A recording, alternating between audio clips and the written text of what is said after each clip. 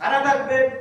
আল্লাহ রাব্বুল আলামিন বলছেন ওয়াইলুল লিকুল্লি হুমাযাতিল লুমাযা আল্লাযী জামা মালাহু ওয়া আদ্দাদা ইহসাবু আন্না মালাহু আখলাদা।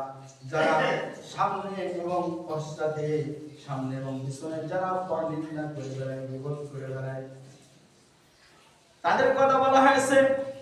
আর যারা সম্পদ যারা পঞ্জীভূত করে এবং শুধু পঞ্জীভূত করে না, বারবার গনে মুছে হাত দেয় আর বারবার গনে হিসাব করে রেখে দেয়, আল্লাহ রাব্বুল আলামিন বলছেন এই ধরনের লোকদেরকে আমি হুতামায় নিক্ষেপ করব। আল্লাহ তাআলা বলছেন হে রাসূল আপনি কি জানেন এই হুতামা কি? আল্লাহ প্রশ্ন করে আল্লাহ উত্তর দিচ্ছেন।